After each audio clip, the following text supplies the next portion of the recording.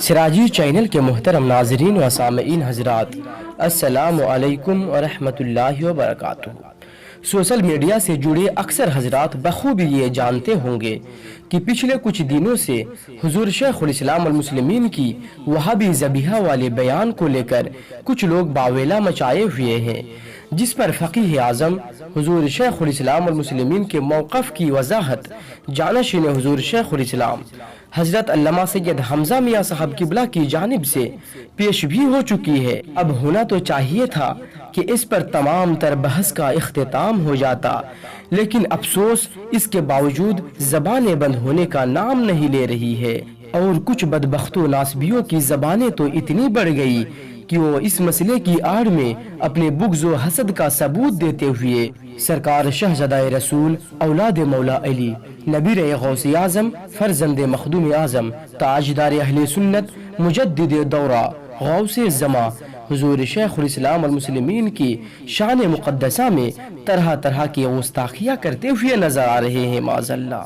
حضور پرنور شیخ الاسلام کو نام نہاد شیخ الاسلام اور فسادی اسلام، حضور غازی ملت کو غاصب ملت، اور نہ جانے کیا کیا اپنی غلیظ ناپاک زبان و قلم سے مغل ذات بک رہے ہیں اور لکھ رہے ہیں۔ حضور شیخ الاسلام والمسلمین یا کسی بھی آل رسول سید کی شان میں توہین و گستاخی کرنے والے غور سے سنے اور اس حدیث پاک کی روشنی میں خود کو تلاش کرے کہ میں کیا ہوں۔ چنانچہ محبوب خدا رسول پاک صلی اللہ تعالی علیہ وسلم کا فرمان عبرت نشان ہے کہ جو میری اہل بیت کا حق نہ پہچانا وہ یا تو منافق ہے یا حرامی ہے یا حیزی بچہ ہے۔ تو محترم حضرات، اب چلیے جانشین حضور شیخ الاسلام حضرت علامہ سید حمزہ اشرف قبلہ کی جانب سے جو وضاحت نامہ آئی ہے اسے بھی سنتے ہیں۔ وضاحت نامہ۔ بسم اللہ الرحمن الرحیم۔ حامداً و مسلم۔ احباب گرامی، السلام علیکم ورحمۃ اللہ وبرکاتہ۔ 10-15 روز قبل میرے ابو حضور رئیس المحققین شیخ الاسلام والمسلمین حضرت علامہ سید شاہ محمد مدنی اشرفی جیلانی جانشین حضور محدث اعظم ہند سے کسی فقہی مجلس میں ہونے والے ایک سوال و جواب کی ویڈیو سوشل میڈیا پر بڑے زور و شور سے گردش کر رہی ہے۔ سوال تھا، کیا وہابی کا ذبیحہ خانہ جائز ہے؟ تو آپ نے فرمایا، میں بتاؤں مختصر، اس مختصر کو سمجھ نہ سکے تو اپنے علاقے کے علماء سے سمجھ لے، میں چند منٹوں میں آپ کو نہیں سمجھا سکتا۔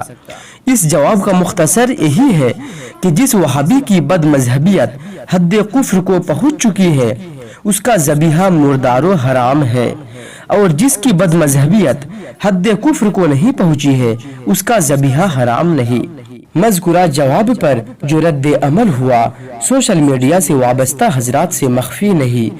حضرت شیخ الاسلام دامت اللہ العالی کو اس بات کا پہلے ہی اندازہ تھا کہ میرا یہ جواب اطمینان قلب کے لیے کافی نہیں ہے، اس لیے اس محفل میں ہی آپ نے فرمایا تھا کہ اس مختصر کو نہ سمجھ سکے تو اپنے علاقے کے علماء سے سمجھ لے، جبکہ مذکورہ جواب و حکم حضرت شیخ الاسلام دامت اللہ العالی کا نہ ذاتی نظریہ ہے اور نہ ذاتی حکم، بلکہ فقہاء و متکلمین کے متفق کا حکم کے عین موافق ہے، اور یہی ماضی قریب کے فقیہ بے بدل امام اہل سنت امام احمد رضا محدث بریلوی رحمۃ اللہ تعالی علیہ نے اپنے فتاویٰ میں بیان فرمایا۔ چنانچہ فرماتے ہیں، اس قسم کے ہر بد مذہب کا ذبیحہ مردار و حرام، ان کے ساتھ نکاح حرام و باطل و محض زنا، ان کے ساتھ کھانا پینا، اٹھنا بیٹھنا، ملنا جلنا، کوئی برتاؤ مسلمان سا ہرگز کسی طرح جائز نہیں۔ ہاں، جو بد مذہب دین اسلام کی ضروری باتوں سے کسی بات میں شک نہ کرتا ہو، صرف ان سے نیچے درجے کی عقیدوں میں مخالف ہو، جیسے رافضیوں میں تفضیلی یا وہابیوں میں اسحاقی وغیرہ، وہ اگرچہ گمراہ ہے کافر نہیں، اس کے ہاتھ کا ذبیحہ حلال ہے، فتاوی رضویہ مترجم جلد 20 صفحہ 246۔ شہزادہ اعلیٰ حضرت حضور مفتی اعظم ہند کے فیض یافتہ و تربیت یافتہ نائب مفتی اعظم ہند شارح بخاری حضرت علامہ مفتی شریف الحق امجدی علیہ رحمہ کا بھی یہی موقف ہے۔ چنانچہ وہ لکھتے ہیں، میرا تجربہ ہے کہ عوام الناس بہت سے پڑھے لکھے دیوبندی بھی ان عبارتوں سے واقف نہیں ہوتے، خصوصاً عورتیں تو ناواقف ہی ہوتی ہے۔ اس لیے جب تحقیق سے ثابت نہ ہو جائے کہ یہ عورت ان کفری عبارتوں پر مطلع ہے، پھر بھی ان عبارتوں کے لکھنے والے کو اپنا پیشوا مانتی ہے یا مسلمان جانتی ہے، اس لیے عام دیوبندی کی لڑکیوں پر مرتدہ کا حکم لگانا درست نہیں۔ اس تفصیل کے مطابق اگر کوئی سنی کسی دیوبندی کی لڑکی سے نکاح کرے تو نکاح صحیح ہے، توبہ اور تجدید ایمان کی بھی حاجت نہیں۔ لیکن چونکہ شادی بیاہ طرفین کی باہمی رضامندی اور خصوصی اعتماد کے بغیر نہیں ہوتا، نیز شادی بیاہ کے تمام رسموں میں دیوبندیوں سے اختلاط، ان کے ساتھ نشست و برخاست، ان کے ساتھ خورد نوشی لازمی طور پر ہوتا ہے، پھر شادی کے بعد آمد و رفت خلط مت باقی رہتا ہے۔ اس لیے کسی دیوبندی کی لڑکی سے شادی کرنا جائز نہیں کہ جو چیز حرام کی طرف مفضی ہو وہ بھی حرام ہوتی ہے، اگرچہ اصل میں جائز ہو۔ میرا اذن غالب یہی ہے کہ یہ لڑکی بھی ان کفری عبارتوں سے واقف نہیں ہوگی۔ مزید اطمینان کے لیے تحقیق کر لی جائے، اور اب وہ کہتی ہے کہ میں اپنے شوہر کے مذہب پر ہوں تو اسے سنی مانا جائے گا اور نکاح کو صحیح کہا جائے گا۔ ایسی حالت میں اس کے ہاتھ کا پکا ہوا کھانا کھانے میں کوئی حرج نہیں ہے۔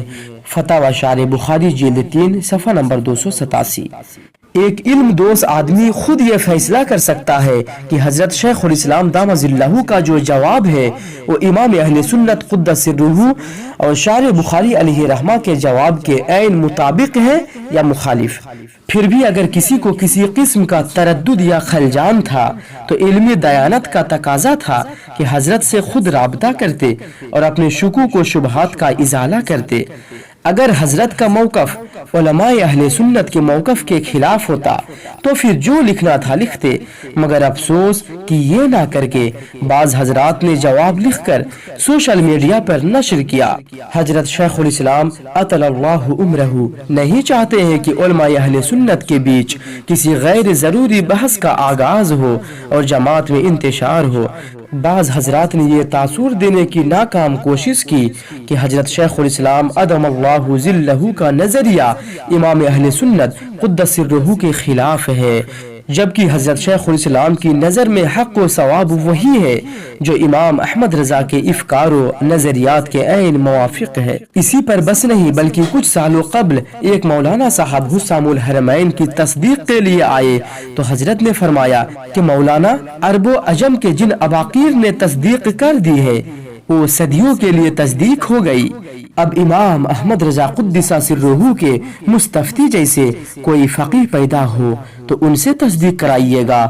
آج تو اچھی طرح سے فتاوی رضویہ سمجھنے والا بھی نہیں ہے الا ماشاءاللہ، تو کن سے تصدیق کرائیں گے؟ یہ امام اہل سنت امام احمد رضا قدس سرہ کے علم و تحقیق پر حضرت شیخ الاسلام دامت ظلہ کا اعتماد ہے۔ غور کریں، جن کے نزدیک حق و ثواب کا معیار امام اہل سنت کا نظریے ہو تو کیا وہ اس نظریے کے خلاف بول سکتے ہیں؟ میں کسی طرح کی کوئی جوابی تحریر لکھنا نہیں چاہتا، مگر سوشل میڈیا پر تسلسل کے ساتھ بلا وجہ بھی تحریریں آئے، جس کی وجہ سے میں نے اپنی طرف سے کچھ لکھنا ضروری سمجھا۔ میں مخلصانہ طور پر علم دوست حضرات سے گزارش کرتا ہوں کہ اگر کسی کو حضرت شیخ الاسلام دامت ظلہ سے کچھ سمجھنا ہے یا کسی خلجان کا ازالہ کرنا ہے تو براہ راست اس خلجان کا ازالہ فرما لے، مگر کسی قسم کی غیر ضروری بحث کا آغاز نہ کرے۔ بحمدہ تعالی حضرت شیخ الاسلام کا موقف وہی ہے جو اکابر علماء اہل سنت کا ہے۔